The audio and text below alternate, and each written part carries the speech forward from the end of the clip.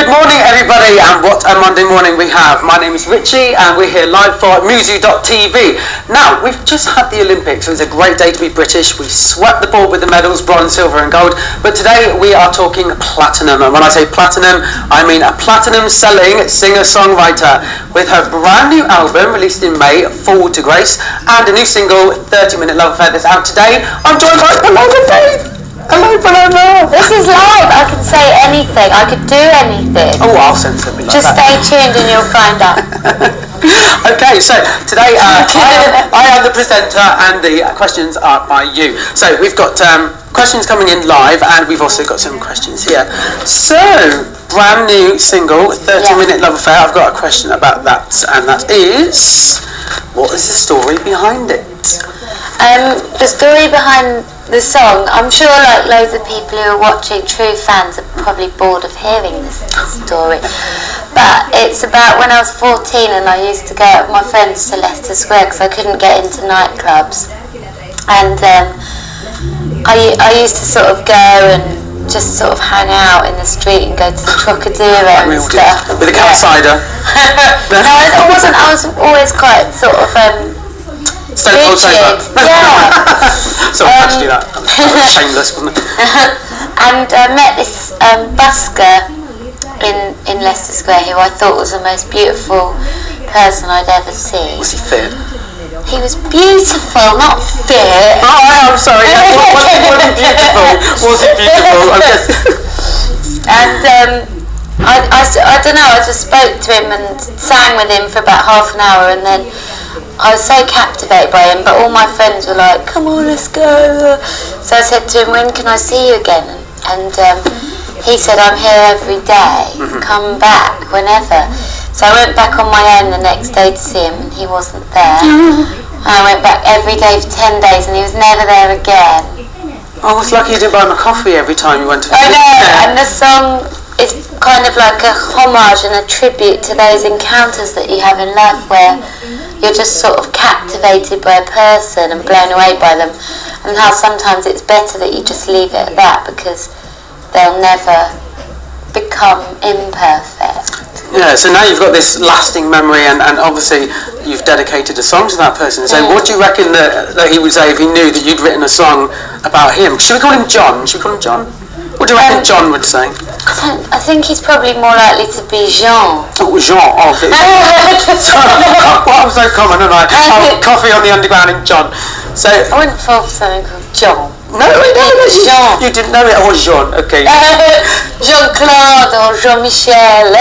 So the new album, Fall to Grace, you say it's a homage to cinema. Can you tell us a little bit more about that? What kind of films you like and what inspired the album? Well, I love all cinema really. I'm a bit of a film buff, but I've written a blog actually on my website, which is palomafaith.com, where you can read up which films inspired each song, but most songs have kind of a homage to them. My favourite film director is a Chinese film director called Wong Kar-wai, and he makes really beautiful romantic films about love and lost love, but the way it all looks is so classy and everything. I think he's had a massive influence on me. But then I'm sort of, I really liked that film Drive. And I think this single, 30-Minute Love Affair, is sort of inspired production-wise by the soundtrack. Yeah. I took the soundtrack into the studio and was like, this is amazing. Because you worked with Nelly Hooper on the new album, didn't you? Sorry, we've got a live one coming in. I'm sorry, 2 seconds. Okay, so Fran Johnson on Facebook. What song first inspired you to start songwriting? That's a good question. That's a brilliant question. Well, it's kind of strange because I don't think it was exactly a song that inspired me to start songwriting. It was more like I didn't really know that I was going to be a musician, and I didn't know that I was going to be a professional singer, but I just started singing cover songs. So there were a collection of songs that I was singing, like 50s songs, blues and rock and roll. Love from the 50s, when I was in like a sort of covers band for weddings and stuff. And a wedding singer? Yeah. I didn't know that, girl. And people just used to say to me, "Oh, these songs, like, you sound great singing them, but you should write your own." So I think at first, when I first started writing, I was inspired by those songs, and then it sort of is organically changing as I go along. But I'd say it was that experience of singing covers that really inspired me. Okay, so as you know, we've got some live questions coming in, and also we've got some questions that you posted a little bit earlier. So I'm just going to cut to the cards right now. Now, Paloma, you have a super fan. Oh, super fan, and I know she's probably at home going, "Oh, please, that's my question." It's Lauren Green, isn't it? It's Jade Danielle. No, it's not. I know some of them. Jade Danielle. Now, we have a little competition running. Now, Paloma at the end is going to decide who asked the best question. Okay, so make sure you get your questions in, and you'll win a signed copy of the new CD. And a chance to meet me on my tour of the UK and Ireland in January and February. Yep. I do that as well. I'm so glad she's there. I'm going wrong, and so Jay Danielle wants to know. Well, first of all, she goes, "I love you so much. You are my favourite singer. What is the highlight of your whole life?" Highlight of my whole life. My highlight. You can say this moment, Paloma. No, it would be lies. I think the highlight of my whole life was probably getting a record deal so far, because it was like the first time that I felt like I might have a career or a future, because I'd done loads of other things, like I studied a lot, did a degree and a master's degree, and I was sort of a bit lost, and then I was like, what am I going to do with my life? I'm just working in retail and I've got all these qualifications, like a lot of graduates do. And then I got my record deal and I was like, I have purpose! Yeah, I mean, that must have been an incredible feeling to know that somebody wants to take a chance on you and somebody thinks that you're... It was a real chance, you are multi-talented, singer and songwriter. Not many artists can say that today, can they, with their albums. Okay, so most of the songs on Fall to Grace, are they based on real life experiences? And that's from Sandy McKenzie. Yeah, absolutely. They're all based on real life experiences. I think some of them are kind of really personal, and then others are, you know, like we spoke about 30-Minute Love Affair, that's about something that happened when I was a kid, sort of thing, so it's not as kind of heart-wrenching for me. And then like there's one in particular, Black and Blue, that's more of a social commentary, but they're all a response to things I've experienced. So even though the message of Black and Blue is sort of a bigger picture message, it's a response to, you know, being around somebody at this point in time when I was writing who I thought was being a bit snobbish, so I wrote that song. Blood, Sweat and Tears. What inspired that? Because you get, I was like, sweat, blood, sweat. That was a little camp moment there. My gay anthem. Is it your gay anthem? I think so. Oh, I think so too. Okay, I'm just going to ask you, because your little shoe collection, I'm loving these shoes. You walked in a tracksuit with the red heels on, carrying a livid torch. How was that? It was good. Did you have a quick jog? It was quite funny actually, that moment, because it was like the community was all out and everyone was waving and it was full of support, and this one actually old lady threw herself at me sort of screaming, who was about 75. There was this funny moment when I ran past this other lady who just went, should have been white shoes. And I just went, that's the least of my problems, and just carried on. We're going to get your classics on. Because I had red shoes on, and she sort of overlooked the fact that I'd completely defaced the tracksuit. Yeah, but it's a new fashion that starts right now. It is now acceptable to wear stilettos with a tracksuit. Right here. Okay, we've got another question. When wasn't it? When was it? I don't know. I don't tend to wear it. I saw Penelope Cruz once wearing a tracksuit and high heels. Really? She looked hot. Oh, I don't think I'd pull it off, to be honest. Yeah. Okay, so another live one coming in, and this is from Twitter. We have Carly Dixon. If you could be anybody on earth, who would it be and why? Oh, that's a really good question. I think... Stumped her. Oh, sorry. It's just there's so many amazing people. Oh my God. I'm just going through all these names. Carly, what have you done? Who would I be? I I think maybe Nelson Mandela. Oh, power! Wow. Because he had such a huge impact on making the world a better place. Like, it was terrible what was happening in South Africa at that time, and he sort of, you know, really stuck to his guns and was so kind of passive and anti-violent, and, you know, really sort of fought out in a non-violent protest, and I think that's so admirable. So I'd like to have that kind of ability to sort of contain my natural instincts and just actually fight for a bigger picture. I think it was quite a selfless thing that he did. She started off stumped, but that is an incredible answer. Wow. Okay, so Rosie Goldsmith coming from Twitter. Hello, Rosie. Which song from Fall from Grace do you have the strongest emotional connection to? Grace, darling. To. Right, let's get rid of him. I'm short-sighted. I'm reading off a cue card. Right. All to Grace. I know the song. What am I about? Strongest emotional connection.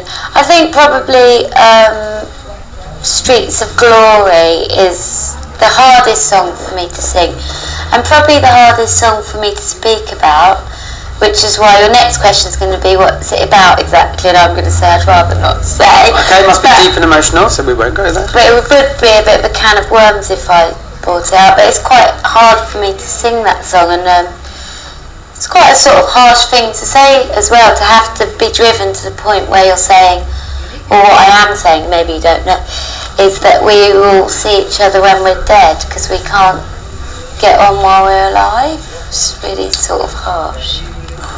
Okay. But there are some nasty people out there. Oh yeah, isn't it just? Okay, we have a Facebook question. We have Eleanor Pollard. If you had a time machine, would you travel forwards or backwards in time? I think everyone probably knows what I'm going to say. I think I'd go backwards. I'd probably be miles more successful if I went backwards. I think if I launched my pop career maybe in 1954 or something. Is that because of the genre that you're singing maybe in that time? I think they'd sort of, people would just like my voice embrace it more. Yeah, because you're very, 50s jazzy. I think I look at you and I think you really remind me of a little 50s pin-up. You'd look amazing on a tattoo. You really would. Love to be. Okay, we'll go back to the questions that you submitted a little bit earlier for Paloma. I really want to know, what is your opinion on wearing fur? And that's David Redmond. Yeah, I've had quite a lot of people ask me that, because I wore a faux fur stole, which I had made on the cover of Picking Up the Pieces, and I wear sort of, every time I wear fur and I'm seen in fur, it's fake. Right. But I do tend to try and look for like good fake fur, like real looking ish. You can't get it exactly right, but quite good. So my opinion is that I would never wear real fur, and I sort of get upset when people think I do. Paloma Faith, kind to animals. You heard it here first. Music.tv. She does eat them then. Oh yeah. We'll a burger, haven't you? I'm an animal. Oh God, I've been bitten by a... Okay, so another one coming in, and this is a Facebook one. What is your biggest musical inspiration? That's from Jane Collins. I think it's a person. I think Etta James is my biggest musical inspiration. The classics, isn't it? Yeah, her voice and like the vulnerability but power in it is something I could only aspire to be. Like, I think she's the best that ever lived. I think you're on your way, to be fair. Okay, and we're going to go back to our question cards. Okay, so I know that Jay Danielle is probably sat at home itchy, because she's obviously a super fan, because all my questions are from you, apart from a load of other ones coming in. She's in with a good chance. Super fan. So, who is your favourite singer, or what is your favourite band? Well, I sort of said my favourite singer, Etta James, but maybe current, because sadly she passed away. I think at the moment, well, Amy Winehouse was amazing. And then band-wise, who do I like? I'm a big fan of the Noisettes. They've got a new album out, and the lead singer was my old flatmate, so I've seen them grow and stuff, and I'm always supporting them. Good. The Noisettes. Okay, going back. What is the most beautiful thing you have ever seen? And that's from Georgie Alice Malinder. The most beautiful thing you've ever seen? Apart from the busker. I think one of the most beautiful things that I've ever seen that comes into my head was once I was on a bus in Angel, and it was at a time when all the businessmen were like flooding in a certain direction, and there was this lady, and she may have been mad, but from a distance it looked beautiful. She had like really, really long hair, and she'd taken her shoes off, and she was like just spinning in a circle with her arms up to the sky, like just looking up, and her hair was wild, and all the businessmen were just flooding past her and ignoring her, and it just looked like she was sort of beyond. It sort of looked really symbolic, like she was sort of countering the kind of control that society has over people to turn up at work on time and wear this suit and be appropriate and all those things, and everyone seemed so stressed except for her, and she was just free. And I found that quite poetic, but she probably got sectioned shortly. Actually, I'm thinking about that. You know, like city people and people. I'm not saying everybody stresses and wears a suit, but there is that kind of whole like grey suit urgency. thing. Yeah. So, or maybe I'll try that. You might see me in St Paul's later. Barefoot, yeah. Okay. If you could have written a song, not your own, one that was out this year, which one would it be? And that's from David Redmond. I think someone like you. Wow. Yeah. Adele. It's beautiful. Yeah. I know all the words. Loads of angst. It's my karaoke song. The karaoke. You might see her down the feathers one night doing I Will Survive. You never know. Again, it's an exclusive on Muzu. People always complain when I pick that song as well, because they're like, it's not fair, you'll be able to do that well. Do something difficult. Do you know what my song is? Karaoke. What? One Way or Another. Blondie. I get to rock it out. Oh, I try anyway. You're a karaoke queen. Is there no end to your talents? So what do people do when you're up there and they say, and coming out, our next singer is Paloma Faith? I only do it when it's in the booth. Oh, you meant to compete with that? Oh, you don't do it in the pub in front of everyone? No. In the booths? Is that the little ones? Private ones. Where you can have like a Chinese all-you-can-eat buffet for $5.99, then you go and sing your heart out after you've had a few Sarkies. Is that the one? Oh, I'd love to join you on that. A couple of Sarkies. Is it Chinese? Spring roll. I think it's Japanese. You're getting your I'm useless, aren't I? cultures mixed up. It's a Japanese thing, you know. So she's a bit of an actress. Listen, she's picking on me. Paloma Faith is picking on me. Just eliminating your ignorance. Get some shoes on. Okay, so because you're a bit of an actress. Yes. Bitchy. By name and nature. When would you be in another movie? When can we see you next in a movie? When somebody lets me through the audition phase. Well, what kind of movie would you want to do? You know, do you want to do high action? Do you want to be kicking people in them heels? I'd love to be a superhero. Not a screen siren. I thought you'd be like an Elizabeth Taylor. Yeah, both. And ethereal, Tim Burton stuff. So crazy screen siren that likes to kick and chop people. Yeah. Fantastic. What should we call you? You can name me. What should we call your superhero character? Paloma Pop Chop. That's good. That's good, I like that. Paloma Pop Chop. I think I'm getting quite close to myself actually, aren't I? Okay, we've got another one coming in from Twitter. It's Evie May. What three words? She's a super fan. She's a super fan. I know. Hi, do you want to blow her a kiss? Hi, hi. Okay, so what three words would you use to sum up Fall to Grace? Fall to Grace. 3 words. Tragic, cinematic, romantic. Oh, it's like the old black and white cinema. Is that where you drew the inspiration from? You know, yeah, a bit. Oh, I love that. Who's your favourite old-time actress? Are you a Marilyn or you were Elizabeth Taylor? She was just so endearing. Gorgeous and cut short, wasn't she? So, okay, Paloma Pop Chop. What is your favourite book? And this is by Hebe Stanton. A think my favourite book is called Immortality by Milan Kundera, Really? who wrote The Unbearable Lightness of Being, and it is kind of life-changing. It's one of those books where I read it and my whole outlook and attitude to life just relaxed, and I felt freer than ever before, but I can't exactly remember the plot. Although I do remember the opening few pages, which is like about this old lady in a swimming pool, and as she turns to wave at her friend, this lifeguard sees youth in her eyes and is reminded or realises how she would have been as a young girl. It's so beautiful. Is that the same old lady that shouted at you? It should have been white shoes. No. No. Alright, so don't forget we are running a competition to win a signed copy of the lovely new album Fall to Grace from Paloma.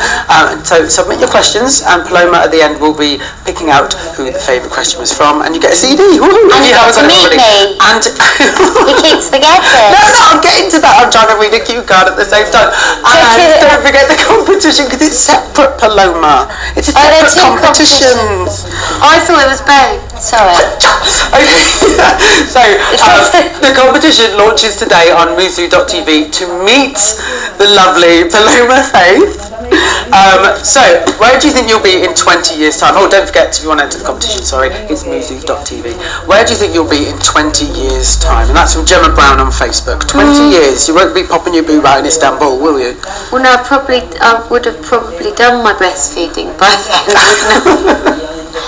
I'm talking about the boob gate, Madonna. Oh. Well, at least we know she'll be raising her children at the best possible start. I'll probably have children in 20 years, and I'll probably stay in London because I'm a real Londoner through and through. Hackney born and bred. Yeah, but I don't know. Hopefully, I'll be comfortable. That's all I really want. I don't want to be like excessively rich, just comfortable and like able to live a nice life and, you know, still be spontaneous and go abroad. And when do you think enough is enough on terms of like longevity of career? You know, do you think you should keep going on for as long as you can until you're forced to stop, or until you lose fans, or do you think you should do what you want to do, make your mark, and then leave when you feel satisfied? Well, I aspire to have a career like someone like Madonna. I mean, that's a very well executed career, isn't it? Because she's consistently inventing herself, and like all those albums have come out and she sort of never really goes stale. It's like she's still just as exciting as at the beginning. So because obviously critics can be harsh, and they're like, oh, Madonna should stop now. Well, I think if you're getting to a point where you can still continue and you still get your fan base, one day you're going to be too old, you can't do it. So I say keep going until you can't do it anymore. Alright, so another question in, this is from Marie Jones on Twitter. What was your favourite music when you were growing up? I think when I was really young, my mum listened to a lot of Motown, and I used to love it because she used to sing and dance in the front room. And Tamla Motown hits. Yeah, like Temptations and Four Tops and stuff. Martha and the Vandellas. Yeah, I loved all that. Yeah, me too. Yeah, so I found that exciting. Like, my mum has got an amazing energy, and she always made life seem like a celebration. She'd be like, "Put the record on! Now we're dancing!" Do you know what was your favourite Motown single? Mine's "Think" by Aretha Franklin. Like, every time I hear that, I'm up and you better think. Four Tops was, I remember one from my childhood that went, and I don't know what it's called. It goes, so sweet as a honeybee, but a honeybee sting. You're gonna let my heart and cane all my life. Keep going. Think your favourite song. Oh, I do know it. Same old song. Yeah, it's just the same old song, but with a different meaning. Yeah. No, you're good. Okay, we've got another one coming in from John Lou. I think you've announced that. Is that John Lou? Yep, this is from Facebook. Did you always want to be a musician when you were younger, or did you think, no, I want to be a vet? Because I wanted to be a spaceman. I wanted to be a vet really early on as well, like everybody else, but I never thought that. No, what I did sort of know from very early on was that when I was on stage, I wasn't shy anymore because I was really nearly mute as a kid. Like I was so shy. You wouldn't have recognised me.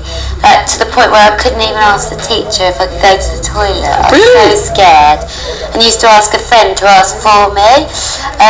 So the first ever play that I was in at school was when I was 7, called Dinosaurs and All That Rubbish, and she gave me the lead role, and I was like the head dinosaur and had to roar around. I was going to say, don't tell me the head lead roles are always rubbish. I was a packet.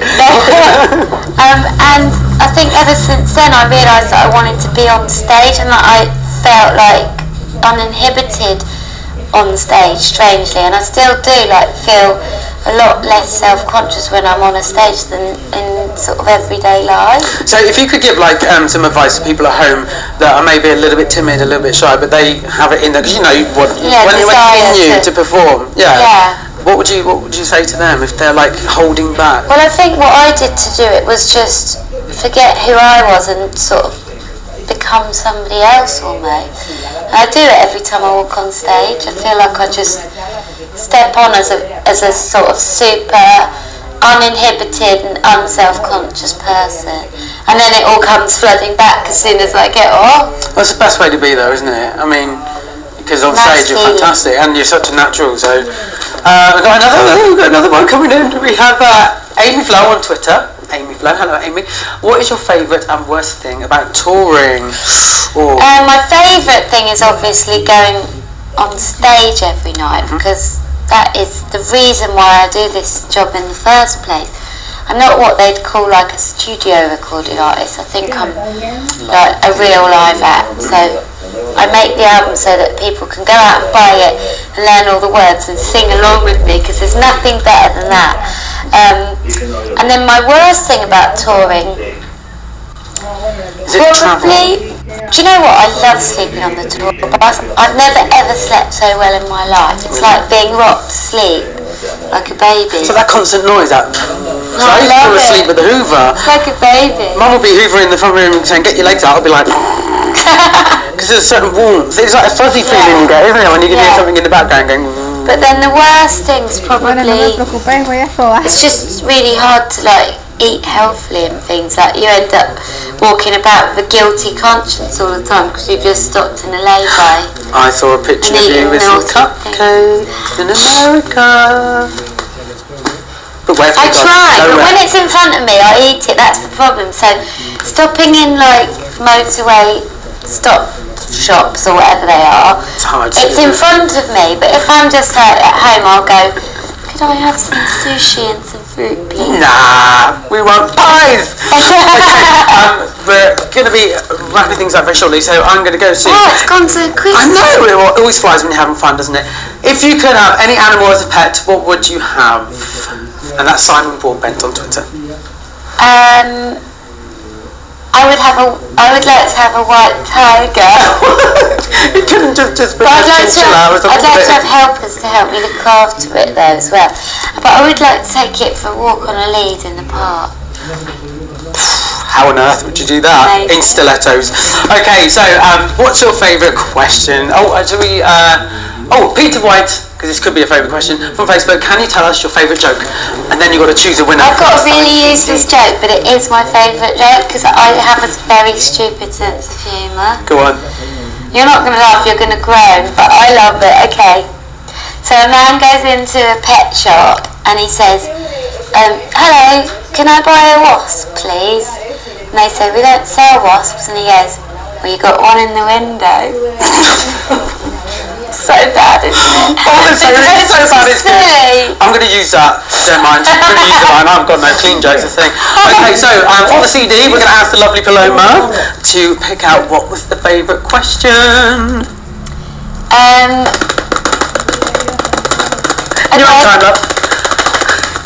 I want to go with Jade. Was she the Uber fan? Yeah, Jade Danielle. Yes. Jade Danielle, you have won a signed copy of Fall to Grace by your favourite singer, Paloma Faith. Let's give her a round of applause. Well done. Okay, so that one was I love you so much. who are your favourite singers. Okay, and don't forget we've got a separate competition to meet the fabulous Paloma Faith face to face, don't forget. So if you want to know more, pop onto Muzu.tv. I've been Richie, it's been a pleasure being with Paloma. We'll see you next time.